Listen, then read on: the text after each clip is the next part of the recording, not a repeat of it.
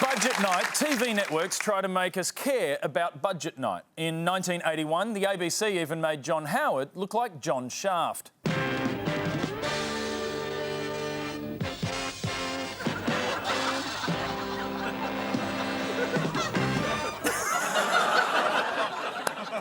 But when it comes to trying to make economics interesting, nothing beats Budget 94.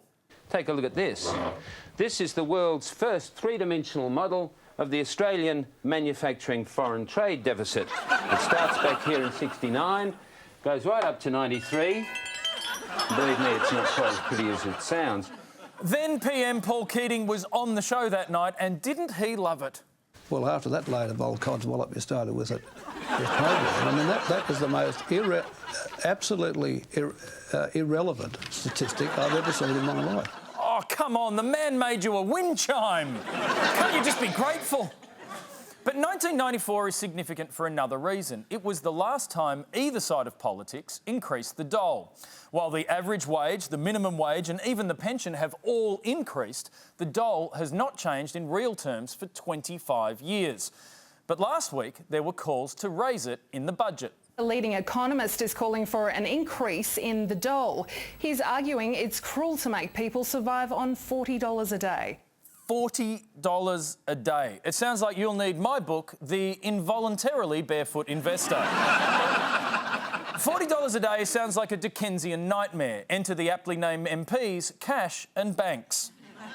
Could you live on $40 a day? I could live on $40 a day. The Newstart is $40 a week. Could you live on $40 a week?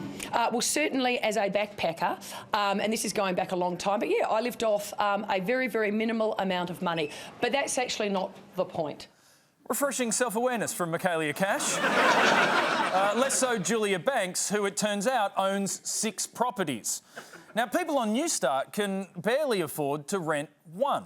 Care Australia is out today with its annual rental affordability snapshot. It has confirmed that of 67,000 rental properties available on that weekend, there were just 3 properties that were affordable, Kieran, for somebody who was surviving on the single payment of Newstart. 3 properties in all of Australia. No, I'm fine. Yeah, I'm looking at a place in Townsville at 10:15, Launceston at 10:30, and I should be fine to make it up to Broome for the 10:45 inspection. Should be fine.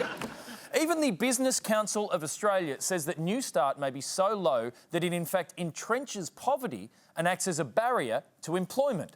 But those bleeding hearts aren't the only ones who want to raise the dole. It's the Henry Tax Review, Deloitte Access Economics, the Australian Industry Group, and just this morning, former Prime Minister John Howard. Mr Howard, do you agree Newstart should increase? Yeah, I actually think there is an argument about that. Yeah, I do.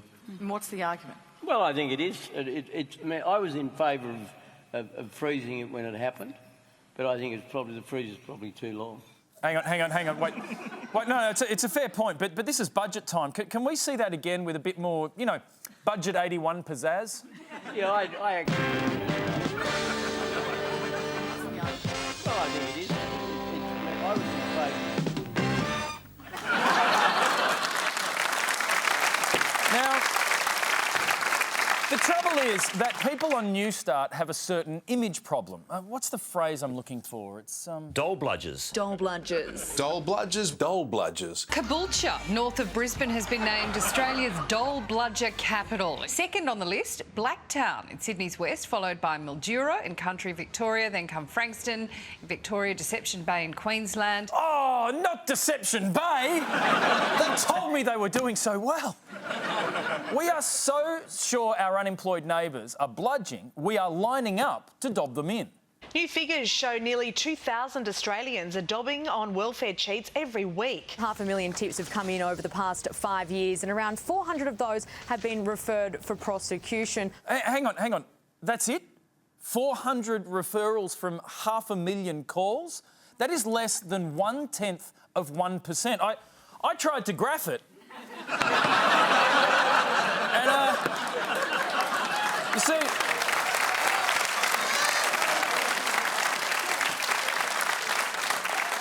I couldn't even make a whole wind chime.